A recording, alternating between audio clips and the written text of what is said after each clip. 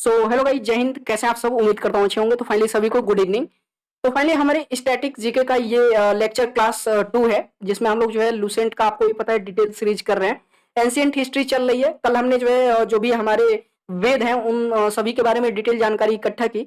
और आज हम लोग जो है जो हमारे वैदिक काल की जो सभ्यता है और साथ में सिंधु घाटी जो सभ्यता है उसके बारे में हम लोग डिटेल में देखेंगे। और मैं आपको बता रहा हूँ कि इस क्लास को पूरा जरूर देखिएगा, क्योंकि आज के बाद अगर आज आपने वैदिक सभ्यता और सिंधु घाटी सभ्यता के बारे में अच्छे से पढ़ लिया तो आज के बाद कभी आप यहाँ से कोई भी क्वेश्चन बन जाए कभी आप भूलोगे नहीं। तो बहुत ही इंपॉर्टेंट ये क्लास होने वाला है। और ये समझ लो कि इतना इंटरेस्टिंग इस क्लास को कर देने वाला हूँ कि मुर्दे जो है अपने कब्रों से उठ करके खुद आपको अपना इतिहास बताने वाले हैं। तो चलिए देर ना करते हुए सबसे पहले इस क्लास को शेयर करिए। आप सभी से रिक्वेस्ट है, एक लाइक कर दीजिएगा और चैनल पर नए तो चैनल को सब्सक्राइब कर लीजिए। 20 में 20 नंबर दिलाने का वादा मेरा है एसएससी जीडी के अंदर, आपका जीएस और जीके में। एक चीज और है, कितने लोग चाहते हैं कि साइंस का भी सीरीज जो है शुरू कर दिया जाए इसी बीच में? फटाफट सभी लोग कमेंट करके जरूर बताइएगा।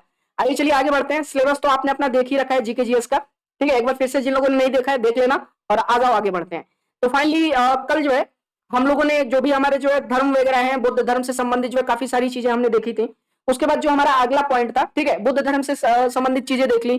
फिर जो भी हमारे जो है ट्रेवलर्स थे, जो भी बाहर से जो है आने वाले जो कवि थे, दरबारी कवि जो हुआ करते थे जो है राजाओं के, उनके बारे में हम लोगों ने देखा। जो यूनानी थे, फिर जो चाइनीज थे, अलग अलग जो है सबका हमने जो है इतिहास देख लिया। अब हम देखने वाले हैं जो भी आपके पुरातत्व संबंधित जो भी साक्ष्य मिले हैं आपके एंशिएंट हिस्ट्री का, उसके बारे में जो भी आर्कोलॉजिकल डिपार्टमेंट के लोग हैं वो क्या कहते हैं, ठीक है। चलो, पुरातत्व संबंधित साक्ष्य से मिलने वाली जानकारी क्या है? भारतीय पुरातत्व शास्त्र का पितामह, जैसे father of Indian archaeology exam में पूछता है, अलेक्जेंडर कनिंघम को कहा जाता है, ठीक है।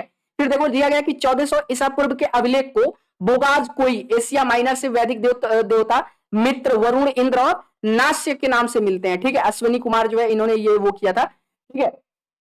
चलो, अब मध्य भारत में भागवत धर्म विकसित होने का प्रमाण जो है यवन राजदूत होलियोडोरस के वैष्णव विदिशा गरुड़ स्तंभ से जो है लेख से प्राप्त होता है। अब देखो पहले क्या होता था ना कि लिखित जो भी ये आपके अभिलेख वगैरह लिखे, अभिलेख क्या आप परेशान हो गए कि अभिलेख क्या होता है, ठीक है। तो अभिलेख देखो, पहले जो भी आपके मेटल्स होते थे, सिक्के वगैरह होते थे या फिर जो भी पत्थर वगैरह जो रखे जाते थे, तो उसपे राजाओं की कृति लिखी जाती थी कि इन्होंने जो है अपने दरबार में, मतलब अपने राज्य में इन्होंने क्या क्या किया, ठीक है। उनकी कृतियां लिखी जाती थी कि इन्होंने कितने राज्य जीते, ठीक है, अपनी सीमा कहां तक बढ़ाई, मतलब कई सारी चीजें जो है उनके राज्य के बारे में विशेषताएं उनकी लिखी जाती थी, ठीक है। सर्वप्रथम जो है भारतवर्ष का जिक्र जो है किसमें हुआ है? हाफी गुम्फा के अभिलेख में हुआ है। तो हाफी गुम्फा का अभिलेख अभी मैं आपको बताऊंगा कि ये अभिलेख जो है किस शासक के राज्यकाल में वो किया गया था, किस, ठीक है। चलो, तो भारतवर्ष का जो है जिक्र सबसे पहले हाथी गुम्फा के अभिलेख में दिया गया है। सर्वप्रथम दुवृक्ष का जानकारी देने वाला अभिलेख जो है सोहगोड़ा अभिलेख है। इस अभिलेख में संकट काल में उपयोग होने वाले खाद्यान्न सुरक्षित रखने का भी उल्लेख है। देखो एक चीज मैं बता देता हूं, जो पॉइंट्स बहुत ज्यादा इंपॉर्टेंट नहीं है उनको मैं हाईलाइट नहीं करूंगा, बस मैं पढ़ के आगे निकल जाऊंगा। हाँ, लेकिन जहां पे बहुत इंपॉर्टेंट पॉइंट्स मिलेगा, जहां से सीधे एग्जाम में क्वेश्चन बनते हैं, उन पॉइंट्स को मैं अंडरलाइन करूंगा, उन पर थोड़ा विशेष ध्यान देना, ठीक है। सर्वप्रथम भारत पर होने वाले जो हुण आक्रमण हुए थे की जानकारी जो है किसमें? भीतरी स्तंभ लेख से प्राप्त होती है। ये याद रखना, ये आ सकता है। अब मतलब जो भी सर्वप्रथम जो हुण आक्रमण हुए थे भारत के ऊपर, ठीक है, वो भीतरी स्तंभ से मिलता है। अभी भीतरी स्तंभ के बारे में भी मैं बताऊंगा। अभी देखो ये भीतरी स्तंभ या फिर जूनागढ़ अभिलेख कह सकते हो, ठीक है, ये स्कंदगुप्त के टाइम में वो किया गया था। तो अब अगला है सती प्रथा का पहला जो है लिखित साक्ष्य। ये शानदार है। देखो सती प्रथा आपको भी पता है कि अभी जाकर के बहुत बाद में सती प्रथा को खत्म किया गया है। तो ये जो सती प्रथा है इसे संबंधित लिखित जो साक्ष्य है वो एरड़ अभिलेख, जो कि शासक भानुगुप्त के जो है काल में ये किया गया था, से प्राप्त होती है। सातवाहन राजाओं का ये पूछ सकता है कि सती प्रथा से संबंधित जो है सबसे पहले लिखित साक्ष्य किस अभिलेख से मिले थे। फिर अगला है सातवाहन राजाओं का पूरा इतिहास उनके अभिलेखों के आधार पर लिखा गया। रेशम बुनकर की श्रेणियों की जानकारी ये भी याद रखना, मंदौर अभिलेख से प्राप्त होती है। कश्मीरी नौप्रसाण पुरास्थल बुर्जहोम से गर्तावास, जिसको गड्ढा घर का साक्ष्य मिला है, इसमें उतरने के लिए सीढ़ियां होती थी। यहाँ मनुष्य के साथ उसके पालतू कुत्ते को भी दफनाने की प्रथा प्रचलित थी, ठीक है। अब प्राचीनतम सिक्के जो थे को आहत के, देखो ये पूछ सकता है कि प्राचीनतम सिक्कों को एंशिएंट हिस्ट्री में जो प्राचीनतम सिक्के हुआ करते थे उनको किस नाम से जानते थे? उनको आहत सिक्के बोलते थे, ठीक है। और इसी को साहित्य में करसापड़ कहा गया है, ठीक है। सर्वप्रथम सिक्कों पर लेख लिखने का कार्य जो है किसने शुरू किया था? सिक्कों के ऊपर जो है जो टिप्पणियां होती थी, मतलब जैसे मान लो कि जब राजाओं के जो है काल में जब सिक्के छपते थे तो उस पर क्या है, राजाओं के जो है फोटो छपते थे, फिर उसकी कृति जो है लिखी जाती थी, ठीक है, काफी सारी चीजें। तो इसकी जो शुरुआत है ये यवन शासकों के द्वारा जो है सबसे पहले ये किया गया था, ठीक है, सिक्कों के ऊपर लिखने का जो लेखन का जो प्रचलन था। अब देखो कुछ महत्वपूर्ण लेख देख लो, एग्जाम में सीधे आते हैं, ठीक है। आपने भी देखा होगा कि जूनागढ़ वाला तो हमेशा पूछता है कि जूनागढ़ अभिलेख जो है किस शासक से शासनकाल का है। फिर जो है ग्वालियर अभिलेख भी पूछता है, ठीक है। फिर नासिक अभिलेख भी पूछता है। तो कई सारी चीजें हैं जो पूछती हैं। देखो सबसे पहले हाथी गुम्फा वाला भी एग्जाम में आया हुआ है, ठीक है। तो हाथी गुम्फा अभिलेख जो है जिसमें तिथि नहीं है, तिथि रहित है ये, ठीक है, कि किस तिथि में ये लिखा गया था। ये कलिंग राज खारवेल के जो है समय में ये लिखा गया था, ठीक है। कलिंग राज वही जिस पर जो है अशोक ने जो है हमला किया था। फिर उसके बाद जो है ज्यादा जो है युद्धपात हुआ, उसमें बहुत ज्यादा जो है युद्ध के दौरान जो है इन्होंने खून खराबा देखा, जिसके कारण इनका मन विचलित हुआ और उन्होंने उसके बाद जो है कोई युद्ध नहीं लड़ा अशोक ने। तो यही वो कलिंगराज है, ठीक है। कलिंगराज में हाथी गुम्फा अभिलेख से रिलेटेड जो है अभिलेख ये लिखे गए हैं जो उस राज्य के शासन के बारे में बताते हैं। अब जूनागढ़ अभिलेख देखो, ये दो अलग अलग चीजें हैं। जूनागढ़ जो अभिलेख है ये गिरनार की बात कर रहा है, ये रुद्रादामन के जो है टाइम पे ये वो किया गया था। नासिक अभिलेख जो है ये गौतमी बलश्री प्रयाग स्तंभ लेख समुद्रगुप्त के टाइम का है ये, ठीक है। एलहोल अभिलेख पुलकेशिन नृत्य के। मंदसौर अभिलेख जो है मालवा नरेश या शोक के, ठीक है। और ग्वालियर अभिलेख जो है ये प्रतिहार नरेश भोज। और भीतरी एवं जूनागढ़ अभिलेख जो है ये स्कंद गुप्त के बारे में जानकारी देता है, ठीक है।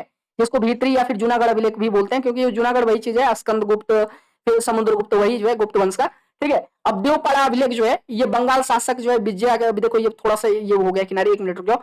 ये बंगाल शासक जो है एक बार देख लेना बुक के अंदर क्या था, ये विजय था। 1 मिनट रुक जाओ मैं देखता हूँ, जस्ट अ मिनट। ये क्या था, 1 मिनट। हाँ, ये बंगाल शासक विजय सेन, ये इंपॉर्टेंट है, एग्जाम में आ सकता है। देवपाड़ा जो अभिलेख है ये बंगाल शासक जो है विजय सेन के जो है और शासन काल में ये वो किया गया था। अब देखो एक चीज देख लो, अभिलेखों के अध्ययन को क्या कहा जाता है, ये भी एग्जाम में कभी कभी आ जाता है, ठीक है। कि अभिलेखों को अध्ययन को क्या कहा जाता है, एपिग्राफी कहलाता है अभिलेखों का अध्ययन। अगला देखो ये चीज यहाँ पे ध्यान देना कि समुद्रगुप्त की वीणा बजाती हुई मुद्रा वाले सिक्के जो है से उसके संगीत प्रेमी होने का प्रमाण मिलता है, ठीक है। ये एग्जाम में आ सकता है कि जो है वीणा बजाते हुए मुद्रा जो है किसके वो काल में थी, किस गुप्त मतलब किस शासक के जो है काल में थी, समुद्रगुप्त, ठीक है। अरिक मुडू जो पोंडुचेरी के निकट से रोमन सिक्के प्राप्त हुए थे।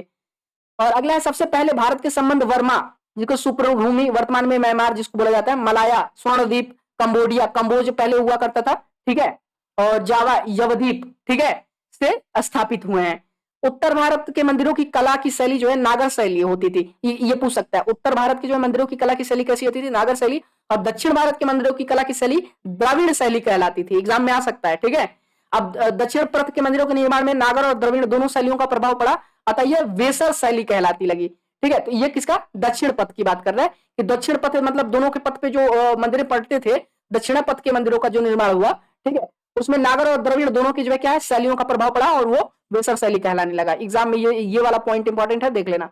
उसके बाद पंचायतन शब्द मंदिर रचना शैली से संबंधित है। एक हिंदू मंदिर तब पंचायतन शैली कहलाता है जब मुख्य मंदिर 4 सहायक मंदिरों से घिरा होता है। पंचायतन मंदिर के उदाहरण है कंदारिया महादेव मंदिर जो खजुराहो का है, बृहदेश्वर मंदिर भी देखो ये उसी चीज का एग्जाम्पल है, भुवनेश्वर का, एग्जाम में आता है ये बृहदेश्वर मंदिर। लक्ष्मण मंदिर खजुराहो का, लिंगराज मंदिर भुवनेश्वर का, दशावतार मंदिर देवगढ़ का और गोलेश्वर मंदिर महाराष्ट्र का। तो देखो इसमें किस तरह के क्वेश्चन पूछ सकते हैं, ये पूछ सकता है कि इनमें से कौन सा जो है मंदिर पंचायतन जो है शैली से संबंधित है, समझ रहे हो, या फिर पंचायतन शैली के जो है उस पर आधारित है कौन सा मंदिर। तो ये सारे मंदिरों का जो है नाम याद रखिएगा जितने भी इसमें दिया गया है, ठीक है, जितना भी मैंने बताया। कंदारिया महादेव मंदिर जो है आपका खजुराहो का, बृहदेश्वर मंदिर भुवनेश्वर का, लक्ष्मण मंदिर खजुराहो का, लिंगराज मंदिर भुवनेश्वर का, सभी एग्जाम में मंदिर ये पूछे गए हैं, ठीक है। दशावतार मंदिर देवगढ़ का, गोडेश्वर मंदिर महाराष्ट्र का। उसके बाद प्रागैतिहासिक, देखो ये वाला तो कल मैंने पॉइंट बता दिया था ना, प्रागैतिहासिक काल जो है जैसे प्री हिस्ट्री और प्रोटो हिस्ट्री वाला पॉइंट तो हमने आपको बता ही दिया था। तो इस वाले पॉइंट को हम छोड़ देते हैं, दिया गया कि इतिहास विभाजन का जो है दो पॉइंट में हुआ है, प्री हिस्ट्री और प्रोटो हिस्ट्री।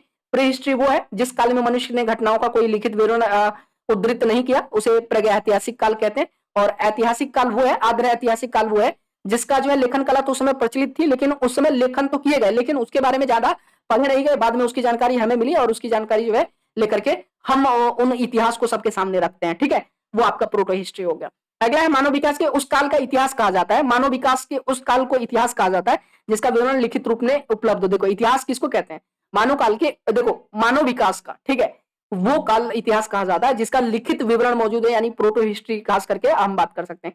इतिहास देखो प्री हिस्ट्री भी हो सकता है, लेकिन प्री हिस्ट्री में क्या होता है ना, वो चीजें जो साक्ष्य से प्राप्त हो, जैसे मान लो कि कोई चीज मिली, ठीक है, उसके बारे में जानकारी हुआ कि ये कितने साल पुराना है, यहाँ पे क्या क्या चीजें थी, वो प्री हिस्ट्री के अंतर्गत आती हैं। चलो अगला है पूर्व पाषाण युग या पूरा पाषाण काल के मानव की जीवित का मुख्य आधार क्या था? शिकार था। जो पूर्व पाषाण युग के जो लोग थे, ठीक है, उनका मुख्य जो जीविका थी वो उनका शिकार था। शिकार पूरा प्रसाण काल में आदि मानव के मनोरंजन के भी साधन थे। ठीक है, पूरा प्रसाण काल, पूर्व प्रसाण युग और पूरा प्रसाण काल में, ठीक है, ये भी जो है इस काल के भी लोगों का ये वो था। एग्जाम में आ सकता है पूर्व प्रसाण युग का जो है मानव की जीविका का मुख्य आधार क्या था? तो आपको क्या कहना है? शिकार था। ठीक है, एग्जाम में आ सकता है।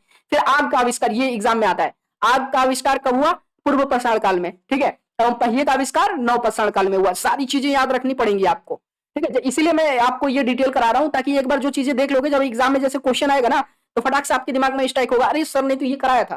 ठीक है, तो अब देखो, मनुष्य में अस्थायी निवास की प्रवृत्ति जो है वो नव पाषाण युग में हुई। अस्थायी निवास का मतलब क्या हुआ कि पहले जो लोग थे वो दर बदर भटकते थे। ठीक है, घर बना करके जो रहने के अस्थायी निवास जब ये लोग करने लगे, कि जब इनको पता लगने लगा कि झुग्गियां वगैरह हम डाल सकते हैं, पत्तों वगैरह के जो है छोटे मोटे झुग्गियां तैयार करते थे, उसमें रहते थे। और उन्होंने सबसे पहला जो है, ये पूछ सकता है कि किस युग में जो है जानवर को सबसे पहले जो है पालतू बनाया गया? वो नव पाषाण काल में किया गया। और सबसे पहला जो पालतू जानवर था, एग्जाम में आता है, क्या था? बाबू कुत्ता था। ठीक है, याद रखना। चलो, मनुष्य ने सर्वप्रथम तांबा धातु का प्रयोग किया तथा उसके द्वारा बनाया जाने वाला प्रथम औजार क्या था? कुल्हाड़ी। ये भी एग्जाम में आता है भाई साहब। ठीक है, तांबे का सबसे पहले जो है इस्तेमाल किया गया। ठीक है, और सबसे पहला जो प्रथम औजार था वो कुल्हाड़ी था। ठीक है, और ये कहां से इसका ये मिला कहां था? ये भी पूछ सकता है। ठीक है, प्राप्ति स्थल इसका जो है कुल्हाड़ी, जो ये पहला जो औजार मिला था, ये कहां मिला था? अतिरकम में। ठीक है, देख लेना, नाम बहुत कठिन है, अतिरमपक्कम में। अगला है कृषि का आविष्कार जो है, अब देखो ये भी एग्जाम में आ सकता है कि कृषि की शुरुआत कब से हुई। ठीक है, तो कृषि का आविष्कार नव पाषाण काल में ही हुआ था। और प्रागैतिहासिक अन्न उत्पादक स्थल मेहरगढ़ पश्चिमी बलूचिस्तान में अवस्थित है। जैसे उस समय जो है वो पाया गया था कि बलूचिस्तान में ये दिया गया है, उससे रिलेटेड जो है सारी साक्ष्य मौजूद है। ठीक है, वहां पे वो अन्न उत्पादक स्थल है। कृषि के लिए अपनाई गई सबसे प्राचीन फसल क्या थी? ये भी पूछ सकता है एग्जाम में, देख लो बाबू। ठीक है, सबसे प्राचीन फसल गेहूं। ठीक है, पहली फसल थी, ये एग्जाम में आता है। एवं जौ थी। ठीक है, तो दो चीजें याद रखना, जौ और गेहूं, ये सबसे पहली फसल थी जो कृषि के लिए अपनाई गई थी। ठीक है, लेकिन मानव द्वारा सर्वप्रथम प्रयुक्त अनाज क्या था? चावल था। ठीक है, अनाज में अगर पूछता है, ठीक है, ये क्या था बाबू? चावल था। और सबसे पहली फसल जो की गई थी वो क्या थी? गेहूं और जौ की थी। ठीक है, एग्जाम में आता है। और कृषि का प्रथम उदाहरण जो है मेहरगढ़ से प्राप्त हुआ था। ये भी एग्जाम में आ सकता है कि कृषि का प्रथम उदाहरण जो है प्रागैतिहासिक काल में, एंशिएंट हिस्ट्री में जो है कहां से प्राप्त होता है? तो कोल्डिहवा का संबंध चावल से के प्राचीनतम साक्ष्य से, कोल्डिहवा से में जो है ये चावल का प्राचीनतम साक्ष्य मिला था। भारत के पूर्व प्रस्तर युग के अधिकांश औजार जो है अस्फटिक यानी पत्थर के बने होते थे। रॉबर्ट ब्रूस फुट पहले व्यक्ति थे जिन्होंने 1863 में भारत में पूर्वा प्रसार कालीन औजारों की खोज किए थे।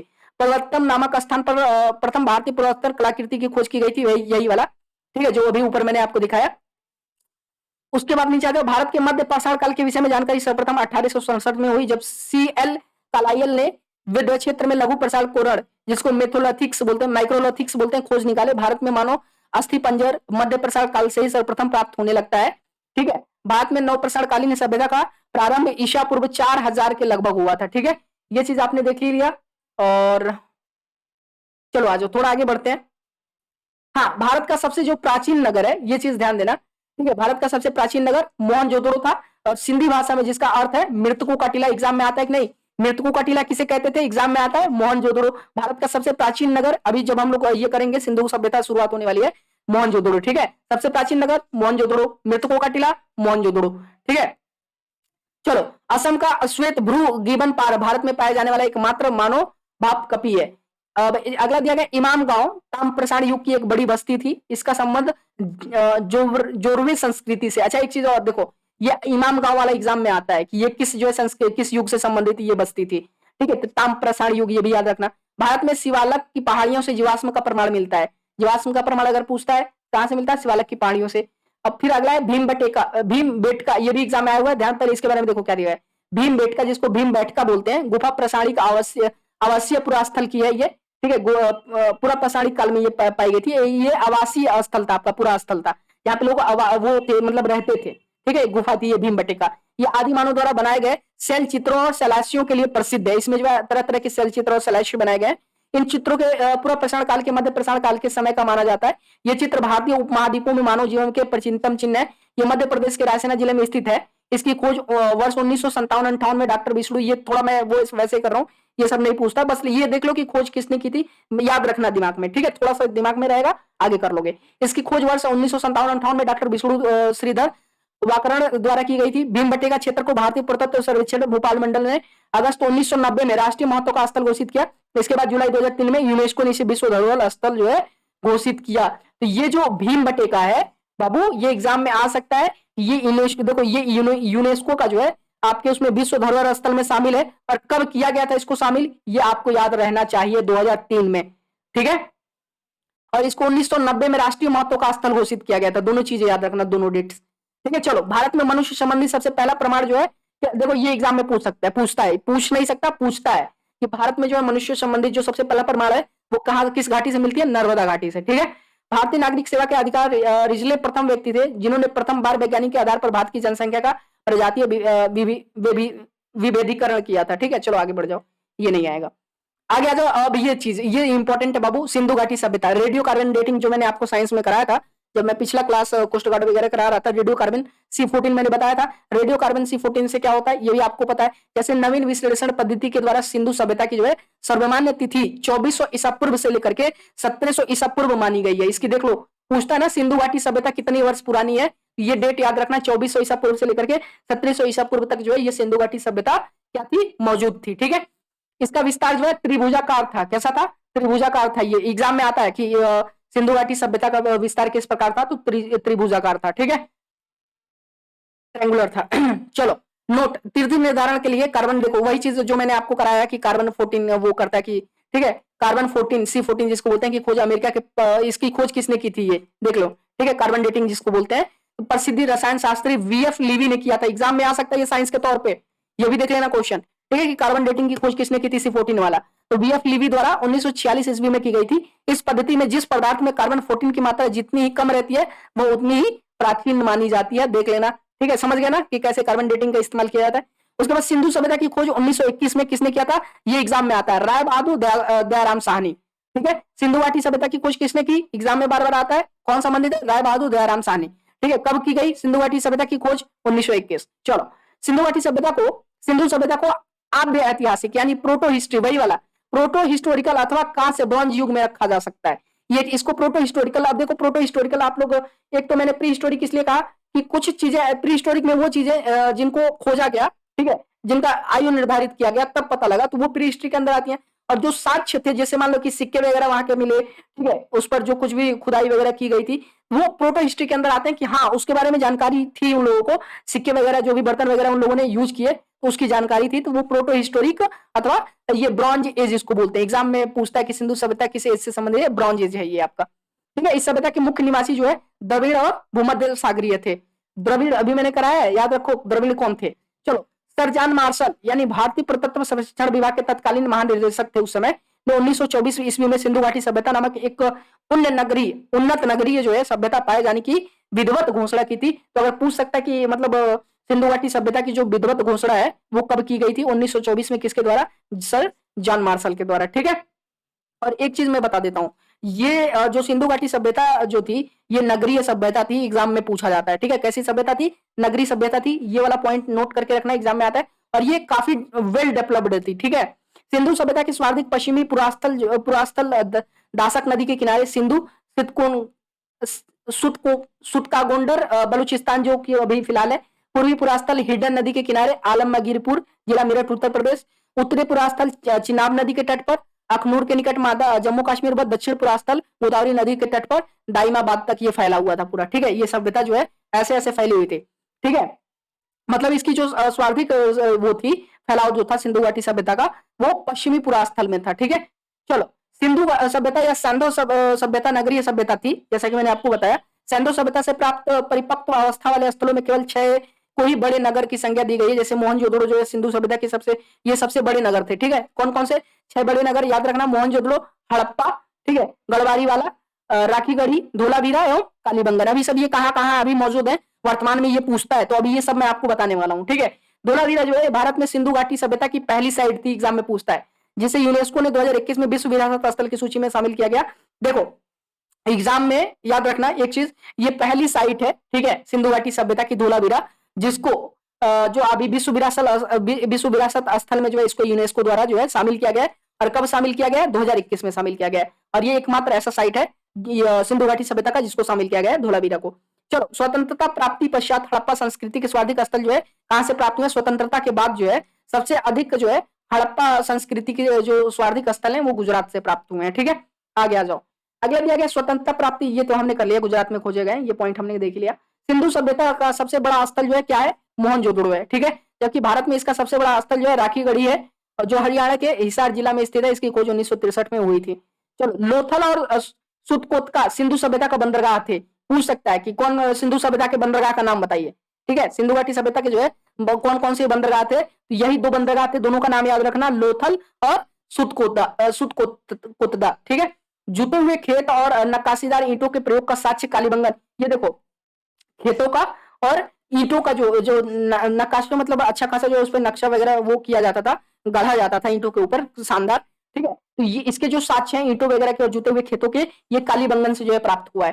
फिर मोहनजोदड़ो से प्राप्त जो स्नानागार जो मोहनजोदड़ो से प्राप्त हुआ है। ठीक है, संभवतः ये पूछ सकता है कि स्नानागार जो है कहां से प्राप्त हुआ था? मोहनजोदड़ो से। ठीक है, संभवतः सिंधु सभ्यता की सबसे बड़ी इमारत है जिसके मध्य स्थित स्नान कुंड 11.88 मीटर लंबा, ये पूछ सकता है। जो उसका स्नानगार का जो स्नान कुंड था वो कितना लंबा था? लंबाई और चौड़ाई दोनों याद रखना। ठीक है, और गहराई, लंबाई चौड़ाई गहराई तीनों याद रहना चाहिए आपको। ठीक है, लंबाई कितनी है स्नानागार की? आपकी 11.88 मीटर लंबा, उस साथ में जो है 7.01 मीटर चौड़ाई है और 2.43 मीटर जो है गहराई है इसकी। ठीक है, जो स्नानागार का जो स्नान कुंड है। चलो, अग्निकुंड लोथल एवं अग्निकुंड भी पूछता है। अग्निकुंड ये कहां से प्राप्त हुआ था? लोथल और कालीबंगन से प्राप्त हुआ था। मोहनजोदड़ो से प्राप्त एक सील, यही सब पूछता है। देखो, सिंधु घाटी सभ्यता के अंदर यही सब पूछता है कि ये कहां से प्राप्त हुआ, स्नानागार कहां से प्राप्त हुआ। ठीक है, फिर अन्नागार जो है कहां से प्राप्त हुआ था, अग्निकुंड कहां से मिला था। ठीक है, फिर मूर्तिकों का टीला किसे कहते हैं, यही सब एग्जाम में आता है और कुछ नहीं आता बाबू। चलो, मोहनजोदड़ो से प्राप्त एक सील पर 3 मुख्य वाले देवता पशुपतिनाथ की मूर्ति मिली थी। ठीक है, ये भी पूछ सकता है कि पशुपतिनाथ की मूर्ति जो है कहां से मिली थी। ठीक है, जिसको 3 मुख वाले देवता बोलते थे, वो पशुपतिनाथ की वो पूजा करते थे। अभी इसके बारे में देखो। ठीक है, तो ये याद रखना, ये मोहनजोदड़ो से पशुपतिनाथ की मूर्ति मिली थी। उनके चारों ओर क्या क्या थे? हाथी, गेंडा, चीता और भैंसा विराजमान है। ठीक है, उस मूर्ति के जो है 3 सिर के चारों तरफ। चलो, मोहनजोदड़ो से नर्तकी की, ये वाला क्वेश्चन बार बार ये पूछता है। ठीक है, नर्तकी वाला की जो कांस्य की जो मूर्ति मिली थी नर्तकी की, वो कहां से मिली थी? वो भी बाबू मोहनजोदड़ो से ही प्राप्त हुई है। हड़प्पा की मोहरों पर सबसे अधिक एक श्रृंगी पशु का आंकलन मिलता है। यहां से प्राप्त एक आयतकार मोहर में स्त्री के गर्भ से निकलता पौधा दिखाया गया। अच्छा, एक चीज और याद रखो, मोहरों से संबंधित भी बार बार पूछता है कि मोहरें जो है कहां से जो है प्राप्त हुई थी वो सभ्यता में, जो है इसमें सिंधु घाटी सभ्यता में। तो जो मोहरें प्राप्त हुई थी वो ज्यादातर हड़प्पा से मोहरें प्राप्त हुई है। और काफी उस पर कलाकृति देखो, श्रृंगी पशु का आंकलन मिलता है मोहरों पे। फिर देखो, यहाँ से प्राप्त एक आयतकार मोहर मिला हुआ था। ठीक है, उसमें स्त्री के गर्भ से निकलता हुआ पौधा दिखाया गया था। ये भी पूछ सकता है कि मोहरें कहां से प्राप्त हुई, जिसमें ये गर्भ वाला ये क्वेश्चन आ सकता है एग्जाम में। ठीक है, चलो, मन के बनाने के कारखाने लोथल और चंद्रउद्दोर से मिले थे, ये भी याद रखना। सिंधु सभ्यता की लिपि जो है वो कैसी है? भाव चित्रात्मक है। ठीक है, मतलब भाव चित्रात्मक मतलब चित्रों से भाव प्रकट करने वाले, लिखित नहीं, याद रखना। ठीक है, जो सिंधु घाटी की जो लिपि है बाबू वो भाव चित्रात्मक है, चित्रों से ही भाव सारी चीजें पता चल जाती है, उनका भाव जो है वो पता चल जाता है। ये लिपि दाईं ओर से बाईं ओर लिखी जाती है। जब अभिलेख से एक से अधिक पंक्तियों का होता था तो पहली पंक्ति जो है दाईं से बाईं ओर और दूसरी बाईं ओर से दाईं ओर लिखी जाती थी। ठीक है, ये देख लेना कैसे लिखी जाती थी, ये एग्जाम में आएगा नहीं लेकिन फिर भी याद रखना। ठीक है, बस ये पूछ सकता है सिंधु सभ्यता की लिपि कैसी थी? भाव चित्रात्मक। लेखन कला की उचित प्रणाली विकसित करने वाली पहली सभ्यता कौन सी थी? ये भी याद रखना, सुमेरिया की सभ्यता थी। ठीक है, सिंधु सभ्यता के लोगों ने नगरों तथा घरों के विन्यास के लिए ग्रिड पद्धति अपनाई थी। ये भी एग्जाम में आ सकता है कि घर और वो नगरों के लिए किस प्रकार की पद्धति जो है सिंधु सभ्यता के लोग अपनाते थे, ग्रिड पद्धति। घरों के दरवाजे और खिड़कियां सड़क की ओर न खुलकर पिछवाड़े की ओर खुलते थे। केवल लोथल नगर के घरों के दरवाजे मुख्य सड़क की ओर खुलते थे। ठीक है, आगे आ जाओ। फिर कह दिया गया सिंधु सभ्यता में मुख्य फसल जो थी वो गेहूं और जौ थी, ये हमने देख लिया। सेंधावासी मिठास के लिए शहद का प्रयोग करते थे। मिट्टी से बने हल का साक्ष्य वनमाली से मिला। रंगपुर एवं लोथल से चावल के दाने मिले जिनमें धान की खेती होने का प्रमाण मिला। चावल के प्रथम साक्ष्य जो है कहां से मिले थे? लोथल से, ये भी याद रखना। सुरकोत का कालीबंगन और लोथल से सेंधवा कालीन घोड़े के अस्थि पंजर मिले थे। तौल की इकाई क्या थी? उस समय संभवतः 16 के अनुपात में थी, ये भी याद रखना, एग्जाम में आ सकता है। तौल की इकाई 16 के अनुपात में थी। सिंधु सभ्यता के लोग यातायात के लिए जो है 2 पहिए एवं 4 पहियों वाली बैलगाड़ियां भैंसा गाड़ियों का उपयोग करते थे, ये भी एग्जाम में आ सकता है। सेंधो, देखो सेंधो सभ्यता बार बार वो कंफ्यूज हो रहे होगे, वही सिंधु सभ्यता है भाई साहब, उसी को सिंधु सभ्यता बोलते हैं। ठीक है, अब मेसोपोटामिया, इससे संबंधित क्वेश्चन बनते हैं। मेसोपोटामिया की जो अभिलेखों में वर्णित मेलुहा शब्द का अभिप्राय जो है सिंधु सभ्यता से ही है। संभवतः हड़प्पा संस्कृति का शासक वर्णित वर्ग के हाथों में था, मतलब उस समय जो है शासन कौन करता था? हड़प्पा संस्कृति जो थी उस समय, उसका शासन, उसका जो शासन था वो वर्णिक वर्ग के हाथों में था।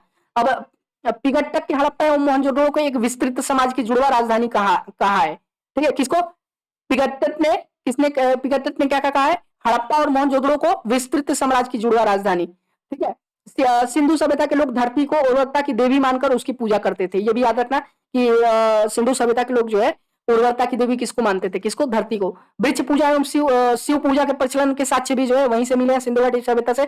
स्वास्तिक चिन्ह, स्वास्तिक, अब देखो इस पर जब मैं आपको हिस्ट्री कराऊंगा, ठीक है, हिस्ट्री में जैसे मान लो कि जर्मनी वगैरह की जब हम लोग हिस्ट्री करेंगे तो स्वास्तिक को लेकर के बहुत ही गलत फहमी जो है विदेश के जितने भी लोग हैं, ब्रिटेन के हो गए, अमेरिका के, इन सबके मन में जो है बहुत ही गलत जो है विचार भरे पड़े हैं। स्वास्तिक का चिन्ह जैसे ऐसे है ना, आपको भी पता है कि जो नाजी पार्टी थी जो है हिटलर की, उसके जो है उसकी पार्टी का जो फ्लैग था उस पर ऐसा कुछ चिन्ह था स्वास्तिक का। ठीक है, तो वो लोग ये कहते हैं कि ये लोग स्वास्तिक का पूजा करते हैं इंडिया वाले, और जबकि ये क्या है, ये तरह तरह के जो है कत्लेआम किया गया इसी पार्टी के आड़ में, जो है इसी पार्टी के झंडे के आड़ में जो है हिटलर ने तरह तरह के जो है कत्लेआम किए, बहुत सारे कत्लेआम किए।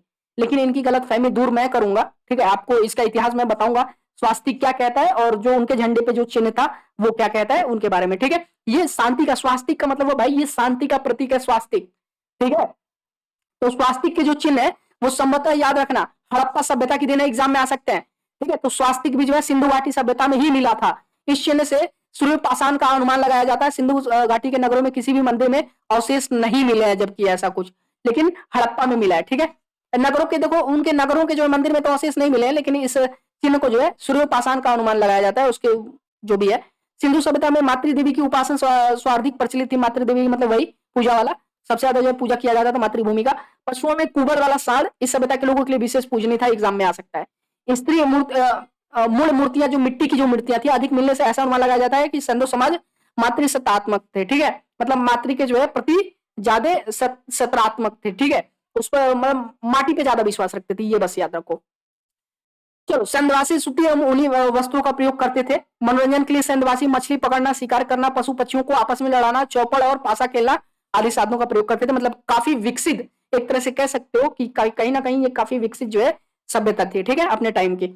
अगला, सिंधु सभ्यता के लोग काले रंग के डिजाइन किए हुए लाल मिट्टी के बर्तन बनाते थे। ये देखो, मिट्टी का बर्तन किस कलर का होता था उस समय? काले रंग से डिजाइन किए हुए लाल मिट्टी के बर्तन होते थे। ठीक है, लेकिन डिजाइन उनका काले रंग का होता था और मिट्टी कौन सी होती थी? लाल मिट्टी। अगला, सिंधु घाटी के लोग तलवार से परिचित नहीं थे, हटा दो इसको। कालीबंगा एकमात्र हड़प्पाकालीन स्थल था जिसका निचला शहर सामान्य लोगों के रहने हेतु भी किले से घिरा हुआ था। कालीबंगन का अर्थ है काली चूड़ियां। यहाँ से पूर्व हड़प्पा अस्त्रों के खेत जोते जाने और अग्नि पूजा की प्रथा प्रमाण मिले हैं। पर्दा प्रथा और वेश्यावृत्ति संधो समाज में प्रचलित थी, याद रखना। ये पर्दा प्रथा और वेश्यावृत्ति, ठीक है, ये दोनों जो है प्रचलित थी, जो है ये दोनों के दोनों जो है सिंधु घाटी सभ्यता में प्रचलित थी, पर्दा प्रथा भी। चलो, सर्वों को जलाने और गाड़ने यानी दोनों प्रथाएं प्रचलित थी। जलाना और गाड़ना ये दोनों प्रथाएं जो है उस समय प्रचलित थी। ठीक है, हड़प्पा में सर्वों को दफनाने, जबकि मोहनजोदड़ो में क्या है, जलाने की प्रथा विद्यमान थी। ये पूछ सकता है कि हड़प्पा में सर्वों को दफनाने या जलाने की प्रथा किसमें कैसी प्रथा थी, ये पूछ सकता है एग्जाम में। तो हड़प्पा में दफनाने की और मोहनजोदड़ो में जलाने की प्रथा थी। लोथल और कालीबंगा में युगम जो समाधियां मिली हैं, ये क्या मिली है? युगम समाधियां मिली है, मतलब मिश्रित। लोथल और कालीबंगा में जो है युगम समाधियां मिली है। सिंधु सभ्यता के विनाश का संभवतः सबसे प्रभावी कारण क्या था? मतलब सिंधु घाटी सभ्यता को जो है, एक मिनट रुक जाओ। हाँ जी, यहाँ पे कह रहा है कि मतलब सिंधु घाटी सभ्यता का जो विनाश हुआ उसका सबसे बड़ा जो कारण था, जो सबसे प्रभावी कारण था, वो कहीं ना कहीं बाढ़ को माना जाता है। आग में पकी हुई मिट्टी को टेराकोटा कहा जाता है। ठीक है, आग में जब वो लोग मिट्टी पकाते थे, जिस मिट्टी को, जब जैसे बर्तन वगैरह बनाए आग में ही पक के तो बनते हैं, तो उसको क्या बोलते थे ये लोग? टेराकोटा उस जो है बर्तन को बोलते थे, उस मिट्टी को। अब ये थोड़ा इंपॉर्टेंट है, इसको देख लेना, क्योंकि यही से सारी चीजें एग्जाम में बनने वाली हैं। अभी तक जो आपने पढ़ा वो सारी चीजें यहाँ पे दी गई हैं। तो वो आपकी सिंधु घाटी सभ्यता के प्रमुख स्थल देख लो, नदी या फिर उत्खननकर्ता और वर्तमान स्थिति उनकी कैसी है। देखो, जो हड़प्पा है वो रावी नदी के किनारे मिला। हड़प्पा प्रमुख स्थल जो हड़प्पा है, ठीक है, पाकिस्तान के पंजाब प्रांत का साहिवाल जिला में, ये अभी क्या है, पाकिस्तान में ये पड़ता है। ठीक है, और इसकी खोज हड़प्पा की किसने की? दयाराम साहनी और माधव रूप वत्सव। ठीक है, 1926 में और व्हीलर 1946 में इससे रिलेटेड जो है उत्खनन जो है करते गए। लेकिन सबसे पहले किसने इसके बारे में बताया? दयाराम साहनी ने। ठीक है, हड़प्पा। मोहनजोदड़ो सिंधु घाटी के किनारे की ये सभ्यता थी, ये सॉरी ये स्थल था, ठीक है। सिंधु घाटी सभ्यता का ये मोहनजोदड़ो जो है सिंधु नदी के किनारे का स्थल था, पाकिस्तान में, ये भी अभी पाकिस्तान में ही पड़ता है। राखल दास बनर्जी जो है 1922 में इसके बारे में जानकारी दी है, ठीक है, इन्होंने खोज की इसकी। चंद्रहुदड़ो ये भी सिंधु घाटी के किनारे थी, ये जो स्थल था, सिंध प्रांत में ये पड़ता है आपका, पाकिस्तान में, ये भी अभी सिंध प्रांत में पड़ता है, ये भी पाकिस्तान में ही है। मेके ने इसकी की थी 1925, एनजी मजुमदार ने भी इसके बारे में जानकारी दी थी, ठीक है। देखो इन लोगों के बारे में बहुत ज्यादा पढ़ने की जरूरत नहीं है, लेकिन ये दाराम सानी और राखलदास बनर्जी, हड़प्पा और मोहनजोदड़ो, ये दोनों चीजें हमेशा इनसे जुड़ी हैं और हमेशा एग्जाम में आती हैं, ठीक है। कालीबंगन इसके बारे में भी पढ़ो, ये घग्गर नदी के किनारे ये प्राप्त हुआ था ये स्थल, और राजस्थान का हनुमानगढ़ जिला में, यानी राजस्थान में ये जो है अभी मौजूद है। पोर्टदीजी सिंधु नदी के किनारे, सिंध प्रांत और खैरपुर स्थान में, वही सिंध प्रांत कहीं ना कहीं आपके वो पाकिस्तान साइड में ही पड़ जाएगा, ठीक है। रंगपुर मादर गुजरात का काठियावाड़ जिला, तो गुजरात में रंगपुर पड़ता है। रोपड़ ये आपका पंजाब में पड़ता है, रोपड़ जिला में सतलज नदी के किनारे, ठीक है। लोथल जो है ये भोगवा नदी के किनारे ये स्थल था आपका, ये प्राप्त हुआ है भोगवा नदी के किनारे से, गुजरात में ये पड़ता है। आलमगीरपुर हिंडन नदी उत्तर प्रदेश, ठीक है, मेरठ जिला।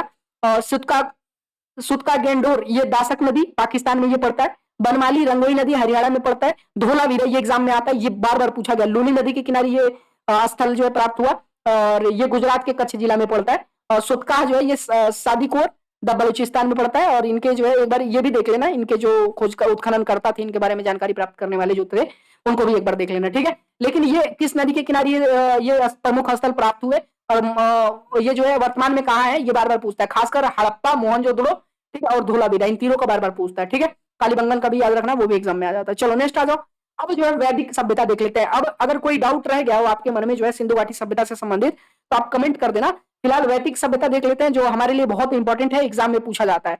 वैदिक सभ्यता क्या है भाई? वेदों के काल का जो सभ्यता थी, जिस समय वेद वगैरह जो लिखे गए थे, तो वो वेद वेद किसके टाइम में लिखे गए? आर्यों के टाइम में, ठीक है। तो कहीं ना कहीं ये आर्यों की ही सभ्यता यहाँ पे हम लोग डिस्कस करने वाले हैं। देखो वैदिक काल का विभाजन दो भागों में कर सकते हैं, एक तो ऋग वैदिक काल और दूसरा आपका उत्तर वैदिक काल, ठीक है। ऋग वैदिक काल पहले देख लो, ये जो चला, ये जो काल रहा ऋग वैदिक काल, ये जो सभ्यता है, ठीक है, वैदिक काल का, ये 1500 से लेकर के 1000 ईस्वी पूर्व तक रहा। और उत्तर वैदिक काल जो है 1000 से लेकर के 600 ईस्वी पूर्व, जैसे कि मैंने बताया कि उल्टा चलता था, ठीक है। ये उल्टा चलता था जो है, जो भी बीसी बिफोर क्राइस्ट का जो आपका वो है। अब देखो, लेकिन ये दोनों डेट याद रखना, ठीक है। ऋग वैदिक काल और उत्तर वैदिक काल, इनका काल पूछता है, ठीक है, कि किस समय तक रहा। अब आर्य जो है सर्वप्रथम पंजाब एवं अफगानिस्तान में बसे थे, एग्जाम में आता है कि आर्य सर्वप्रथम कहां पे आए थे? पंजाब और अफगानिस्तान।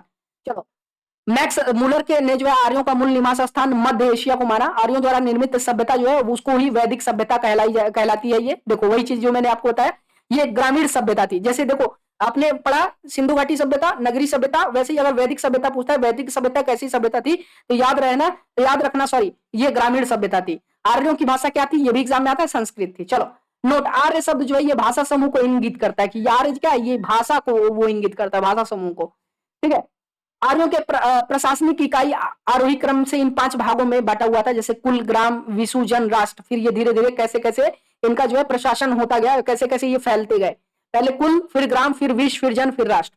ग्राम की मुखिया ग्रामीणी, विश्व का प्रधान विश्वपति, देखते जाना, एवं जैन के शासक राजन कहलाते थे, ठीक है।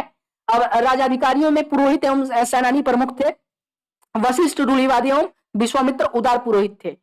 सूत रथकार व कम्मादी नामक अधिकारी रत्नी कहे जाते थे। इनकी संख्या राजा सहित करीब 12 हुआ करती थी, ठीक है। और वहीं जो है पूरब जो है ये दुर्गपति एवं अस्पष्ट जनता की गतिविधियों को देखने वाले गुप्तचर होते थे। बाजपति गोचर भूमि का अधिकारी होता था। उग्र जो है अपराधियों को पकड़ने का कार्य करता था। ये पूछ सकता है, जो उग्र था ये वैदिक सभ्यता में इनका क्या काम था? तो अपराधियों को पकड़ने का काम जो है उग्रों का होता था। ये देख लो, दिशा पूर्व की तरफ, उत्तर वैदिक शब्द प्राची, पश्चिम क्या बोला जाता था उस समय जो दिशाएं होती थी उनको किस भाषा में बोला जाता था? उत्तर वैदिक जो काल में जो है ये इसको प्राची बोला जाता था, पूर्व को, ठीक है। एग्जाम में आ सकता है, ये चीज जो बहुत इंपॉर्टेंट है, इसको जरूर देखना, ठीक है। तो पूर्व को उस समय प्राची बोला जाता था, पश्चिम को पतीची, उत्तर को उदीची, ठीक है। मध्य और दक्षिण के बारे में कोई साक्ष्य नहीं है। और वहीं राजा का नाम जो है, जैसे मान लो कि प्राची में सम्राट बोला जाता था, ठीक है, वो पूर्व दिशा में। वही अगर पश्चिम के जो राजा होते थे उनको स्वराष्ट्र बोला जाता था, उत्तर में विराट बोला जाता था, मध्य में, ठीक है, मध्य दिशा में ये राजा बोला जाता था, और दक्षिण दिशा में भोज बोला जाता था, ठीक है। चलो, अब ऋग्वेद में किसी तरह के न्यायाधिकारी का उल्लेख नहीं दिया गया कि कोई न्यायाधिकारी होता था, ऐसा कुछ ऋग्वेद में ऐसा कुछ नहीं है, ठीक है। चलो, सभा एवं समिति राजा को सलाह देने वाली संस्था थी। सभा श्रेष्ठ एवं संभ्रांत लोगों की संस्था थी, जबकि समिति सामान्य जनता का प्रतिनिधित्व करती थी। इसके अध्यक्ष को ईशान कहा जाता था। स्त्रियां सभा एवं समितियों में भाग ले सकती थी। युद्ध में कबीले का नेतृत्व कौन करता था? जब युद्ध वगैरह होता था उस समय वैदिक काल में, ठीक है, तो कबीलों का नेतृत्व राजा करता था। युद्ध के लिए गविष्ठ शब्द का प्रयोग किया गया, जिसका अर्थ होता है गायों की खोज।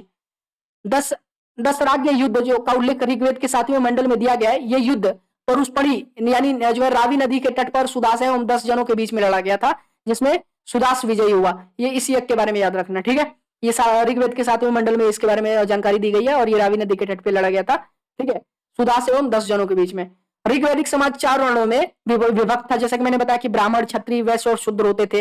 ये विभाजन व्यवसाय पर आधारित था। जैसे ऋग्वेद के 10 मंडल के पुरुष सूतक के चतुर्वर्णों का उल्लेख किया गया। ये जो चतुर्वर्ण जो आपके दिए गए हैं, ब्राह्मण, क्षत्रिय, वैश्य और शूद्र जो है, ठीक है, ये इसका जो स्रोत है ये, ठीक है, कि मतलब कैसे पता चला कि ये उस समय 4 वर्ण होते थे, ठीक है, ऋग्वैदिक समाज में। तो ये ऋग्वेद के 10वें मंडल में ये सारी जो है चीजें दी गई हैं, ठीक है। इसमें कहा गया कि ब्राह्मण परम पुरुष के मुख से, क्षत्रिय उनकी भुजाओं से, ठीक है, और वैश्य उनकी जांघों से एवं शूद्र उनके पैरों से उत्पन्न हुए हैं, जैसे वही ब्रह्मा जी के, ठीक है। आर्यों का समाज जो है प्रीति प्रधान था। समाज की सबसे छोटी इकाई परिवार या कुल थी, जिसका मुखिया पिता होता था, जिसे जैसे आज की भी डेट में वही चीज है, जिसे कुलप कहा जाता था। एक चीज यहाँ पे, उपनिषदों की संख्या कितनी है कुल, ये एग्जाम में आता है। कुल उपनिषद कितने हैं? 108। महापुराणों की संख्या उस दिन मैंने कराया था 18। वही अगर वेदांग की संख्या पूछता है 6, वेदों की संख्या पूछता है 4, ठीक है। वेदांग मतलब क्या? वेदों के अंग जो है, ठीक है, उनके भी जो ब्रांचेज हैं, तो वेदांग 6 है, ठीक है। महापुराण की संख्या 18 और उपनिषदों की संख्या 108 एग्जाम में आता है। तो वही मुंडक उपनिषद वाला जो जिसमें दिया गया था कि वो जो आपका शब्द लिया गया था, क्या नाम था उस शब्द का यार? अरे सत्यमेव जयते, उसी से लिया गया ना। अभी आगे हो सकता है इसमें अभी बताया जाएगा आपको, अगर दिया होगा तो। नहीं आएगा तो हमने बताई दिया आपको, मुंडकोपनिषद से लिया गया। जो सत्यमेव जयते जो शब्द है आपका, वो आपके जो है मुंडकोपनिषद से लिया गया है। आर्यों का समाज जो है प्रीति प्रधान था। समाज की सबसे छोटी इकाई ये मैंने करा दिया। स्त्रियां इस काल में अपने पति के साथ यज्ञ कार्य में भाग लेती थी। इस काल में ये मतलब ऐसा दिया गया कि जब यज्ञ वगैरह होता था तो स्त्रियां भी अपने पति के साथ बैठती थी, यज्ञ कार्य में भाग लेती थी। बाल विवाह की प्रथा का प्रचलन नहीं था इस युग में। बाल विवाह वैदिक सभ्यता में नहीं था, ठीक है। विधवा अपने मृतक पति के छोटे भाई यानी देवर से विवाह कर सकती थी, उस समय ये ऐसा प्रचलन था। स्त्रियां शिक्षा ग्रहण करती थी। ऋग्वेद में लोपामुद्रा, घोड़ा सिकता, आपदा एवं विश्वास जैसी विष्णु स्त्रियों का वर्णन है। गार्गी ने याज्ञवल्क्य के वाद विवाद की चुनौती दी थी। इसको छोड़ो ये चीज। अच्छा, एक चीज और मैं आपको बता देता हूँ। देखो, ये जो मैं डिटेल करा रहा हूँ ना, अभी एंशिएंट हिस्ट्री में 6 से 8 दिन के अंदर मैं खत्म कर दूंगा, ठीक है। 6 से 8 दिन के अंदर बहुत ज्यादा कुछ नहीं रह गया एंशिएंट हिस्ट्री के अंदर। यही सारी चीजें प्रमुख थी जो मैं आपको बता रहा हूँ, ठीक है। 6 से 8 दिन के अंदर वो खत्म कर दूंगा। फिर हिस्ट्री वैसे ही करते करते 20-24 दिन के अंदर ये सारी चीजें मैं खत्म कर दूंगा। एक चीज देखो, ये जो आप पढ़ रहे हो सिर्फ ये आपके एग्जाम के लिए तो महत्वपूर्ण है ही, लेकिन ये आपकी लाइफ में बहुत ही बड़ा रोल प्ले करने वाला है। अपने इतिहास को जानो भाई साहब, तुम क्या थे, हमारा इतिहास क्या था, हमारे पूर्वज कैसे थे, क्या थे, ठीक है। सिर्फ मोबाइल चला लेना या आलतू फालतू की चीजें देख लेना ये नहीं है, इंसान की ये पहचान नहीं है। चलो, प्रमुख दर्शन है और उनके ये देख लेना। उसमें जो प्रमुख दर्शन क्या होते थे एग्जाम में आया हुआ है। योग दर्शन पतंजलि, ठीक है, एग्जाम में आता है। योग दर्शन के वो कौन थे, प्रवर्तक कौन थे? पतंजलि। सांख्य दर्शन के कपिल। न्याय दर्शन गौतम। चार्वाक दर्शन चार्वाक, ठीक है। पूर्व मीमांसा जैमिनी। उत्तर मीमांसा बादरायण और वैशिक जो है कणाद जो है ये पर उनके प्रवर्तक थे। अच्छा, ये वाला योग दर्शन का एग्जाम में बार बार आता है। योग दर्शन के जो है प्रवर्तक कौन थे? पतंजलि, ठीक है, याद रखना। चलो, अगला, जीवन भर अविवाहित रहने वाली महिलाओं को अमाजू कहा जाता था, ठीक है। ये वैदिक सभ्यता में जो है जो महिलाएं जीवन भर जो है अविवाहित रहती थी उनको अमाजू कहा जाता था। एग्जाम में आ सकता है। जीविकापार्जन के लिए वेद वेदांग पढ़ने वाला अध्यापक जो उपाध्याय क्या कहलाता था? उपाध्याय कहलाता था, ठीक है। जैसे जीविका उपार्जन के लिए, जैसे मान लो कि वेदों को पढ़ के जो दूसरों को सुनाना, ठीक है, बताना, ठीक है, वेद वेदांग जो है ये पढ़ने वाले वेद और वेदांगों को, ठीक है, उनको जो अध्यापक हुआ करते थे, पढ़ते थे और पढ़ाते थे, ठीक है, उनको क्या कहते थे बाबू? उपाध्याय कहलाते थे, ठीक है वो। चलो, आर्यों का जो मुख्य स्रोत था, ठीक है, पेय पदार्थ, वो सोमरस था। क्या था? सोमरस एग्जाम में आया हुआ, आपको मैंने ये पढ़ाया भी है। ये वनस्पति से बनाया जाता था। आर्य मुख्यतः 3 प्रकार के वस्त्रों का उपयोग करते थे। वास का, अधिवास का और उसरिस का। अंदर पहनने वाले कपड़े को निवि कहा जाता था। आर्यों के मनोरंजन के मुख्य साधन क्या थे? संगीत था, रथ दौड़, घुड़दौड़ और धृत क्रीड़ा। आर्यों का मुख्य व्यवसाय क्या था? पशुपालन और कृषि। एग्जाम में आता है कि आर्यों का मुख्य व्यवसाय, एग्जाम में बार बार ये पूछा गया है, पशुपालन और कृषि। महर्षि कर्णाद को भारतीय परमाणुवाद का जनक कहा जाता है। याद करो, याद करो, याद करो। सबसे पहले एग्जाम में ये मैंने आपको क्लास में भी कराया था कि परमाणुवाद का, ठीक है, एटॉमिक थ्योरी सबसे पहले किसने दिया था, ठीक है, तो परमाणुवाद का जनक किसे कहा जाता है, महर्षि कर्णाद को, ठीक है, याद रखना। महर्षि कर्णाद ने, ये बहुत पहले मैंने आपको ये कराया हुआ था, जब मैं डिफेंस वाले चैनल पे जब मैं क्लासेस ले रहा था, ये क्वेश्चन मैंने आपको बहुत पहले करा दिया था। महर्षि कर्णाद को जो है परमाणुवाद का जनक कहा जाता है, ठीक है। चलो, गायों का अध्ययन न मारे जाने योग्य पशु की श्रेणी में रखा गया था, तो मतलब गायों को नहीं मारना है, ठीक है। ये ऐसे पशु थे, अधन्या बोलते थे उनको, ठीक है। और गाय अधन्या मतलब होता था कि वो पशु जिनको नहीं मारना है, ये वैदिक काल का ये शब्द था, ठीक है। गायों की हत्या करने वाले या उससे घायल करने वाले के लिए वेदों में मृत्युदंड अथवा देश से निकालने की व्यवस्था की गई थी। बताओ, उस समय ऐसा था, ठीक है। आर्यों का प्रिय पशु क्या था, घोड़ा था। और स्वार्थिक प्रिय देवता कौन थे, इंद्र थे। ये चीजें याद रखना, ये सब एग्जाम में पूछे जाने वाली चीजें हैं। आर्यों द्वारा खोजी गई धातु लोहा थी, जिसमें स्याज अयस्क कहा जाता था, तांबे को लोहित अयस्क कहा जाता था। भारतीयों को लोहे का ज्ञान ईसा पूर्व 8वीं शताब्दी में प्राप्त हुआ था, ठीक है। तो ये चीज एग्जाम में आर्यों द्वारा खोजी गई धातु कौन सी थी, एग्जाम में आता है, क्या थी, लोहा। और तांबे को, ये देखो सबसे पहले इन्होंने जो लोहा खोजा, और बाद में तांबा भी इनके उसमें था, ठीक है। और ये लोहे को श्याम अयस्क कहते थे, एग्जाम में पूछ सकता है श्याम अयस्क को क्या कहा जाता है, ठीक है, या लोहित अयस्क को क्या कहा जाता है, ठीक है। उसके बाद देखो, व्यापार हेतु दूर दूर तक जाने वाले व्यक्ति को पढ़ी कहते थे। लेन देन में वस्तु विनिमय की प्रणाली प्रचलित थी। वस्तु विनिमय मतलब समझ रहे हो ना, उसमें पैसे वगैरह की कोई प्रणाली नहीं थी, ठीक है। तो सामान के बदले सामान लेना देना होता था, ठीक है। तो वस्तु विनिमय उसमें चलता था, आदान प्रदान वस्तुओं का, ठीक है। ऋण देकर ब्याज लेने वाले को वेकनाट यानी सूदखोर कहा जाता था, ठीक है। जैसे मान लो कि मैंने तुमको ऋण दे दिया और तुम ब्याज ले रहा हूं तुमसे, तो उस दौर में ऐसे लोगों को सूदखोर कहा जाता था, ठीक है। वेकनाट कहा जाता था, मतलब सूद पे जीने वाला।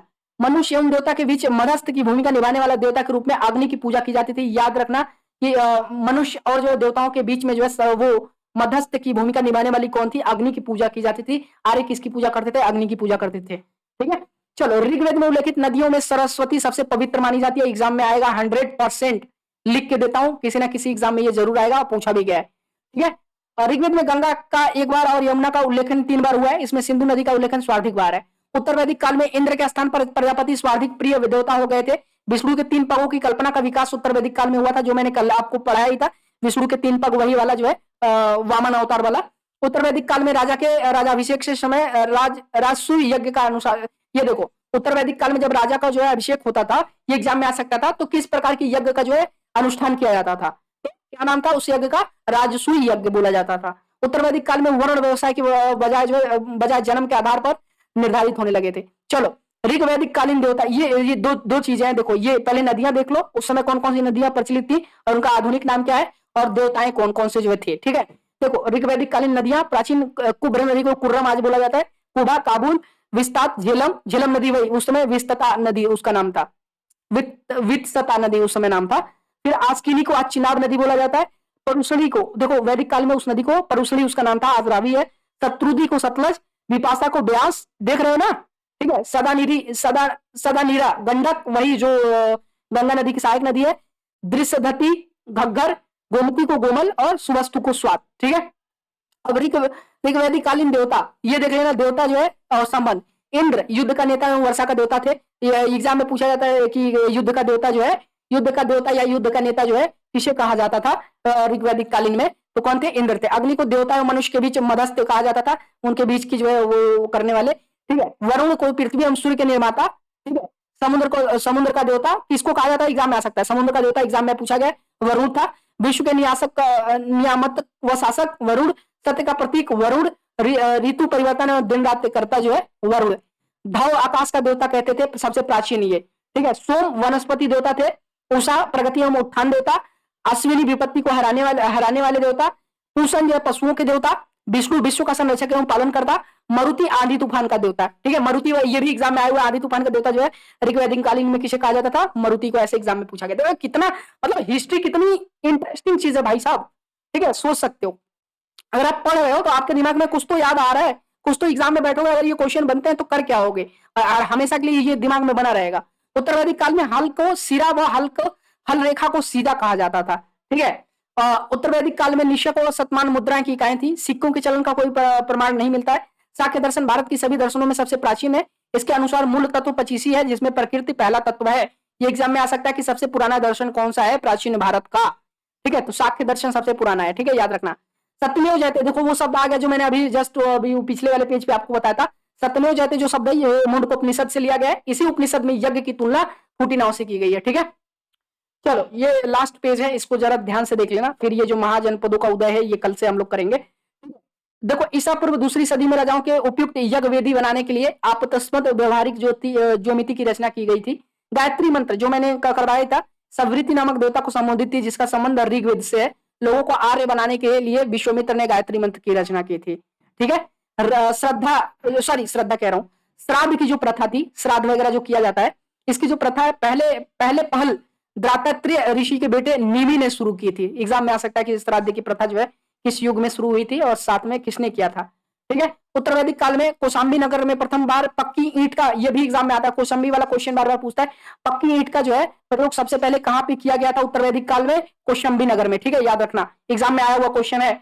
महाकाव्य दो है, महाभारत और रामायण, ये आपके एग्जाम में पूछता है जो है सनातन धर्म के जो है या वैदिक काल के जो दो महाकाव्य हैं वो कौन कौन से? महाभारत और रामायण। महाभारत को पुराना नाम जय संहिता है इसका, महाभारत का दूसरा नाम भी पूछ सकता है जय संहिता। ये विश्व का सबसे बड़ा महाकाव्य है, विश्व का सबसे बड़ा अगर महाकाव्य पूछता है महाभारत, सब एग्जाम में पूछा गया चीज है। गोत्र नामक संस्था का का जन्म उत्तर वैदिक काल में हुआ है। ठीक है, गोत्र जो हम लोग देखते हैं कि आपका गोत्र क्या है, तो ये उत्तर वैदिक काल में ही ये जो नामक जो संस्था है ये इसका जो है वो हुआ है। ठीक है, वेदांत दर्शन को मौलिक ग्रंथ ब्रह्म सूत्र या वेदांत सूत्र की रचना बदरायण ने की थी। अब चलो ये वाला जो पार्ट है आपका महाजनपदों का उदय, उम्मीद करता हूं अब तक जो कुछ भी मैंने बताया वो समझ में आ गया होगा। कुछ भी डाउट हो कमेंट करो, मैं आपको रिप्लाई करूंगा। ठीक है, अब महाजनपदों का उदय कैसे हुआ ये सारी चीजें जो है हम लोग कल देखेंगे। क्या दिया गया कि बुद्ध के जन्म के पूर्व 6वीं शताब्दी ईसा पूर्व में भारतवर्ष में 16 जनपदों में बटा हुआ था। ठीक है, भारतवर्ष, इसकी जानकारी हमें बौद्ध ग्रंथ अंगुत्तर निकाय से मिलती है। कल देखेंगे बौद्ध ग्रंथों से संबंधित भी कुछ क्वेश्चन, महाजनपदों में ज्यादातर जो है बौद्ध से संबंधित ही जो चीजें दी गई होंगी। तो क्लास पसंद आया तो एक बार फिर से आप सभी से रिक्वेस्ट करता हूँ क्लास को लाइक और शेयर जरूर करेगा। आप सभी को बहुत सारा प्यार जो है, और देखो तैयारी जैसी भी हो मैं करा रहा हूँ, एग्जाम फोड़ के आओगे। चलो बाय सभी को, और चैनल पर तो चैनल को सब्सक्राइब जरूर